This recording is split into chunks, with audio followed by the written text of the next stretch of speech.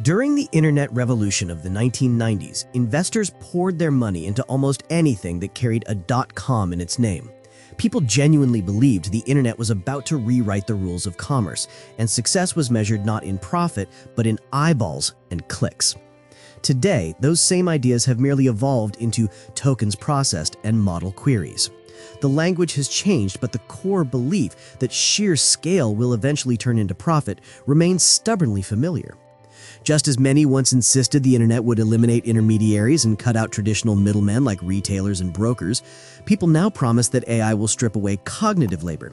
In both cases, investors have been encouraged to overlook losses for the sake of long-term dominance. At the height of the dot-com frenzy, companies like eToys spent lavishly on marketing to win customers. Today, AI developers are doing something similar, but their money goes into computing power, data, and energy. Despite all this spending, many of these companies still aren't profitable.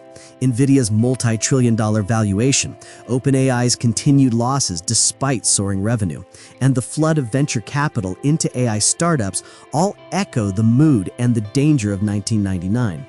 Where the money flows has changed too. Internet firms once burned their cash on advertising, AI companies burn it in data centers. The spending has simply shifted from the marketing agency to the server rack, and the big question remains, is all of this creating real value or just the illusion of progress? And unlike the internet, AI reaches deeper. The web changed how we communicate and shop, but AI is beginning to shape how we think, learn, and make decisions. If an AI crash arrives, it won't just hit investors, it could damage public trust in the technology itself and slow innovation for years. Low real interest rates and an abundance of capital have only added more fuel to this wave of tech investment. Back in the 90s, internet companies were busy building market-based assets like brand value, customer relationships, and data sets, things that could generate real value only if those customers became loyal and profitable. But investors often treated spending as a sign of growth and marketing as if it were a fully functional business model. The AI economy is repeating that pattern. Datasets, model architectures, and user ecosystems are treated like invaluable assets even when they haven't yet produced meaningful returns. Their worth rests almost entirely on faith that monetization will eventually catch up with cost. The logic is the same, only the storyline has changed. The dot-com boom was driven by fragile startups funded by venture capital and public excitement. Today's AI surge is led by powerful giants like Microsoft, Google, Amazon, and NVIDIA, companies capable of sustaining years of losses while chasing dominance. That makes the system slightly more stable, but it also concentrates more power in fewer hands. Michael Burry, the famous investor who predicted the 2008 housing crash, has issued his own warning about a potential AI investment bubble. He pointed to a chart showing US CapEx to GDP ratios reaching levels not seen since before the dot-com and housing collapses. According to him, tech capital expenditure is growing at double-digit rates while AI stocks hover near record highs, a classic pattern where the market peaks before the spending does. Even the boss of Google has acknowledged that no company will be truly immune if these lofty AI valuations turn out to be a bubble. He admitted that the current boom in AI contains what he described as irrational elements. Is it a bubble? You see real demand, and we are constrained in our ability to serve that demand. So, and given the potential of this technology, the excitement is very rational. It's also true when we go through these investment cycles, there are moments we overshoot, right, collectively as an industry. We can look back at the internet right now. There was clearly a lot of excess investment, but none of us would question whether the internet was profound or did it drive a lot of impact. It's fundamentally changed how we work digitally as a society. I expect AI to be the same. So I think it's both rational, and there are elements of irrationality through a moment like this. No company is going to be immune, including us. If you overinvest, we'll have to work through that phase. The dot-com crash was bad, but it never triggered a true economic crisis. An AI bubble crash, however, could play out very differently. Today's AI-related investments have already surpassed the levels that telecom spending reached at the peak of the dot-com boom, at least when measured as a share of the overall economy. In just the first half of this year, business spending on AI added more to GDP growth than all consumer spending combined. Many experts believe that one of the major reasons the US economy has been able to withstand tariffs and mass deportations without slipping into recession is because this wave of AI spending is acting, as one economist put it, like a massive private sector stimulus program. If that spending were suddenly to collapse, the effects would ripple outward fast. An AI crash could mean less business investment, fewer jobs, and slower growth, all of which could drag the economy into a recession. Some economists even warn that it might spark a financial crisis if the unregulated private credit loans that have been propping up much of the industry's expansion were to fail at the same time. Former IMF chief economist Geeta Gopinath estimates that if the market crashed the way it did after the dot-com bubble burst, the result could erase $20 trillion in wealth held by American households and another $15 trillion held by investors around the world.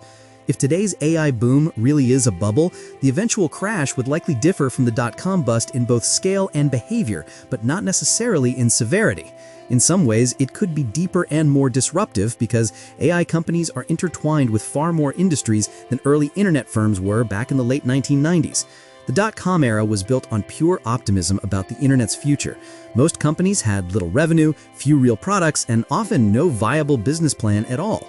When the bubble burst in 2000, trillions of dollars in market value vanished almost overnight, but the internet itself was still young. So while the crash destroyed speculative valuations, it didn't tear apart the broader economy because most industries didn't depend on those fragile startups.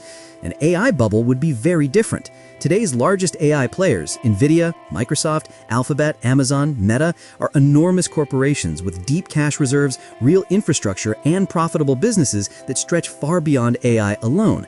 They wouldn't disappear in a crash, but their valuations could fall sharply as hype fades and revenue expectations reset. The real casualties would be the companies built almost entirely around AI, small startups with weak revenue models, massive computing costs, and total dependence on venture capital funding. If money stopped flowing, many of them would collapse almost immediately, just like the thousands of dot-com companies that vanished after 2000. There is one area, though, where an AI crash could be even worse than the dot-com collapse: capital expenditure. The AI boom demands staggering investments in data centers, chips, electricity, and infrastructure.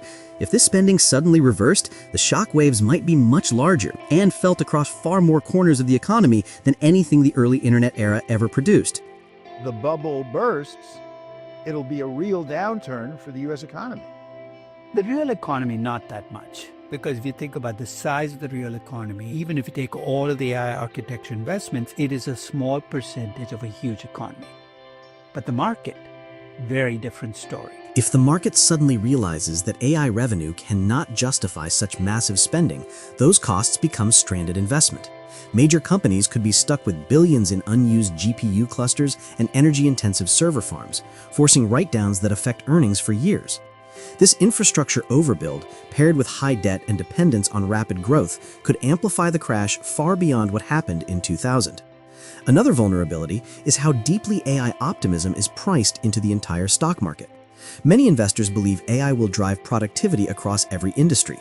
If that belief breaks, it won't just hit technology stocks. It will hit cloud companies, semiconductor firms, industrial manufacturers, utilities, and even markets tied to electricity, construction, and real estate. That level of integration did not exist during the dot-com era. The psychological shock of realizing AI may not deliver the promised economic transformation in the short term could cause a broad market downturn, not just a tech correction. However, there is also an important difference. Unlike in 1999, AI products today are real. Companies are already using AI to write code, design products, automate workflows, and analyze data. Even if valuations collapse, the underlying technology will remain valuable, just as the internet continued to grow after the dot-com crash. The long-term trajectory of AI likely remains upward, but the financial cycle may swing violently before stabilizing. Overall, if the AI boom is indeed a bubble, the crash might not be as sudden or dramatic as the dot-com bubble, but it could be broader and more economically damaging because of the scale of investment, the concentration of power in a few mega companies, and the deep integration of AI expectations into global markets. The fallout would reshape the tech landscape, eliminate many startups, and force large corporations to rethink their strategies. Yet, like the internet after 2000, AI would continue evolving long after the speculative excess is gone. I mean, I'm easily as excited as you are about the underlying AI technologies and what they can accomplish. I'm really concerned of what appears to be the business model of the lead AI companies in the United States right now.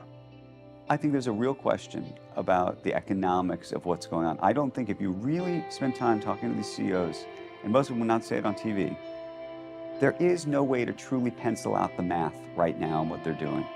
It's almost religious. Right. In terms of the sort of scale of the investment. And there is a level of indiscriminate spending. And so invariably, it seems to me, not that we won't have AI in 20 years, just like the internet, we will have, in the late 90s, we had the internet. And people use the internet. And people use the internet. So this is not but a lot of those companies went under. But a lot of the companies went under. So there's a whole ecosystem of companies right now. And the question is, how many of those will still be here in 5 or 10 years from now? And will there be a hiccup or worse along the way? And I think it's hard to believe that there won't be. Please don't forget to subscribe if you find this video informative, and please hit that notification bell so you'll be notified when we post another video.